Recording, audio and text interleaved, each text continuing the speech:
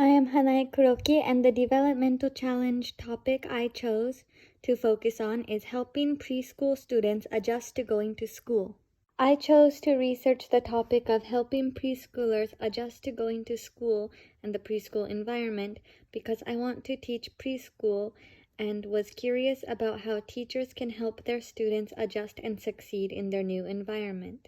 For many children, preschool is their first experience with education outside of their home and their first time having to be away from their parents for such a long time.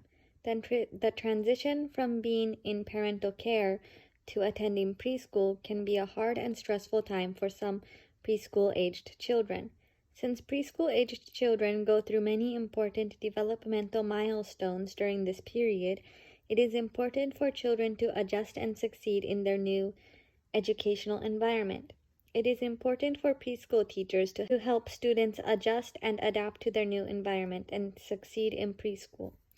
According to Valiente, because preschool students spend so much time with their teachers' attitudes, emotions, and reactions can heavily impact the students' emotion-related outcomes and academic-related outcomes. Valiente states that in general, the negative emotions that teachers exhibit are related to declines in executive functioning and social competence in their students. Conversely, the positive emotions that teachers exhibit are related to increases in executive functioning, social competence, levels of engagement, and retention of information in their students. Valiente also emphasizes the importance of quality student-teacher relationships to aid in preschoolers' self-regulation skills, compliance, social competence, and problem behaviors. According to Yuri Bronfenbrenner's ecological systems theory, child development occurs through a complex system of relationships affected by 5 levels of the surrounding environment, with schools and teachers existing within the microsystem, the first of the 5 levels. Children who are all learning in the same classroom come from different kinds of backgrounds and various types of home environments. Some children have even already experienced being separated from their parents for long periods of time due to being babysat or attending daycare, while others have not left their parents' side. The prior experience children have affects the way children adapt and behave in their new environment. According to Bronfenbrenner, one way teachers can strengthen the relationship with the child's other surrounding environments is to maintain good communication with their parents, to stay informed about the child's life outside of school, and to create plans to best support the child. According to Jean Piaget's cognitive development theory, intelligence changes as children grow. Piaget proposed 4 developmental stages children pass through: the sensory motor stage, the pre-operational stage, the concrete operational stage, and the formal operational stage. Children typically start attending school in their pre-operational stage. Piaget's theory is important when curriculum planning, as it can act as a guideline when planning developmentally appropriate activities by determining what activities children have the capacity to understand and are ready to partake in. Piaget's theory also helps teachers understand the way their students view their surroundings. It is important for teachers to understand the developmental stage of their students, as it explains some behaviors such as egocentrism. By teachers better understanding their students in terms of their developmental capacities, teachers can better interact with their students, which may help alleviate some stress the children are feeling during the transition. According to Lev Vygotsky's sociocultural theory, human development occurs through socially mediated processes through which children acquire their values, beliefs, and problem-solving strategies. Vygotsky suggests that children learn through dialogue with more knowledgeable members of society. Teachers must guide children through their learning within the zone of proximal development. Teachers can help structure or arrange a task in a way that children can work successfully. When children are first transitioning into their new environment, they may not know how to conduct themselves. Teachers can talk to them about what to do and guide them through their transitions.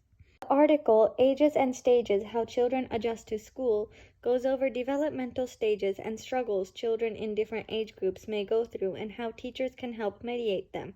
The article provides advice for teachers to help teachers facilitate the transition for their students. The article suggests that teachers allow their students to explore the classroom with their parents, arrange for the student to visit with their parents before school starts, decorate the room with pictures of the students' families, read books about school experiences, and set up routines.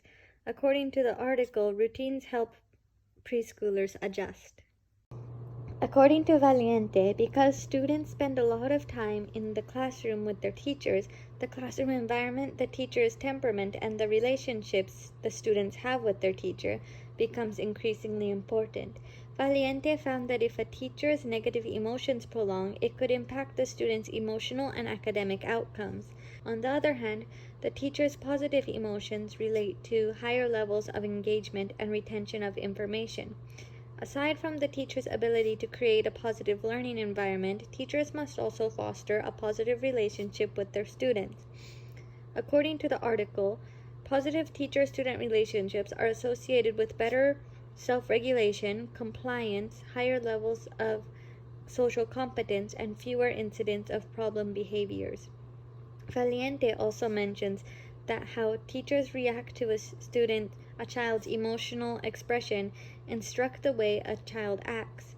According to the article, preschoolers have more positive emotion and are more emotionally competent when teachers show fewer negative reactions. Kalfa conducted a systematic review which included 14 articles analyzing the importance of a positive classroom climate. The review concluded that there are 8 aspects of a positive classroom environment separated into 2 categories that teachers should look out for. The 2 categories are pedagogical practices and structural aspects. According to Kalfaui, pedagogical practices include instruction time, teacher-student supportive interactions, peer interactions and friendships, child engagement, teacher training on emotionally supportive environments, and teacher-family trust-based relationships. Kalfaui states that teachers should allow for open dialogue and respect for speaking time during instruction time. Kalfaui found that well-trained teachers saw fewer conflicts in their classroom. For structural aspects of the classroom environment, Kalfaui suggests that teachers should have small peer groups to allow for more dialogue among students and to encourage to share materials to create a sense of community in the classroom. Urbay and Sota conducted a study to examine the relationship between preschool students' adaptation to school and the relationship with their teacher. The study found that children who have close, non-conflictual, and independent relationships with their teachers differed significantly from other children with a higher level of school adaptation. They found that non-conflictual, independent, and close relationships all resulted in higher levels of cooperative participation, self-management, school liking, and general school adaptation. Close relationships with the teachers in terms of proximity also contributed to emotional adjustment. Information about supporting children in preschool across articles is quite consistent. Much of the information provided in the articles that go over the transition into preschool and the preschool experience highlight the importance of positive classroom environments and positive student-teacher relationships. One big difference I found between the theorists Piaget and Vygotsky is that Piaget believed that development must precede learning. He believed that for children to acquire a certain ability, they must be developmentally ready to. On the other hand, Vygotsky believed that learning precedes development. He believed that children will not be able to cognitively develop unless they learn.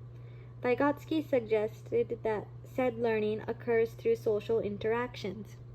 Another important factor in a child's performance in preschool that the previous articles have not gone over in detail is family involvement.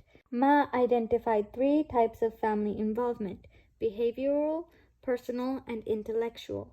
Behavioral involvement consists of parents visiting schools and participating in school events. Personal involvement consists of teachers and parents sharing their concerns about their children's effective experiences both in and out of school. Lastly, intellectual involvement includes doing cognitively challenging activities with the child outside of school, such as reading, discussing social events, etc.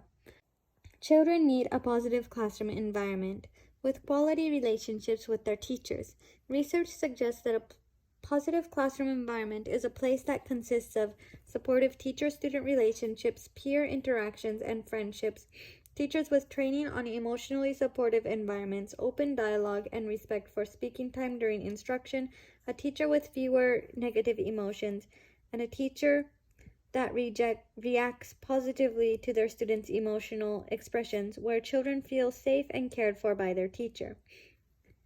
Research has found that quality student-teacher relationships where children feel cared for by their teacher are close, non-conflictual, and independent relationships. Having a positive classroom environment with quality relationships with their teachers is important because positive environments with quality relationships provide students with better self-regulation skills, compliance, social competence, and decrease in problem behaviors, higher level of school adaptation, cooperative participation, self-management, school liking, and emotional adjustment, child engagement, as well as fewer conflicts, more positive emotion, more social emotional competence, and increases in executive functioning, social competence, levels of engagement, and retention of information in their studies. As Yuri Bronfenbrenner suggested, teachers maintaining good communication with their students' families is also important because it helps parents and teachers stay informed, provides parents with information to help with their child's education, help develop the child's self-esteem, and stimulate the child to reach for higher levels of cognition. Teachers should create a positive classroom environment and establish good relationships with their students and their students' families to help preschoolers adjust and succeed in their new environment. I encountered challenges with finding information. For some reason, there was a lot of information available for what parents can do during the preschool transition process, but I couldn't find many articles that talked about what teachers should do to help students through this transition. I found the practical implications part to be the most difficult. I had all the information, but I couldn't figure out how to turn what I learned into words. Writing up the best practice section made me feel the most successful. I felt like it was very practical, and I learned a lot about what teachers can do to help children during the transition process.